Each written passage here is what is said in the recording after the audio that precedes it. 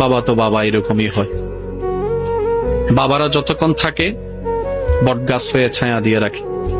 আজকে একটা কথা মনে রাখবেন, আবদার করে বলে যায় আপনাদেরকে, বাবা, বড় ভাই, স্বামী আল্লাহর দেওয়া এক একটা নিয়ামতময় অভিভাবক।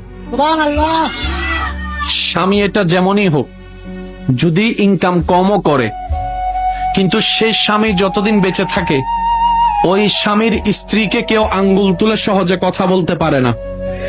বাবার ইনকাম কম থাকলেও ওই বাবা যতদিন বেঁচে থাকে সন্তানদেরকে কেউ আঙ্গুল তুলে কথা বলতে পারে না। কিন্তু যখন এই মাথার উপর থেকে বাবার ছায়া চলে যায়, যখন এই মাথার উপর থেকে আমার বোনের স্বামীর ছায়া চলে যায়, এই সমাজের যে বলতে পারে না সে মানুষও আঙ্গুল দেখাই দেখাই কথা বলে। সেজন্য মনে রাখবেন, বাবারা বড় নিয়ামত।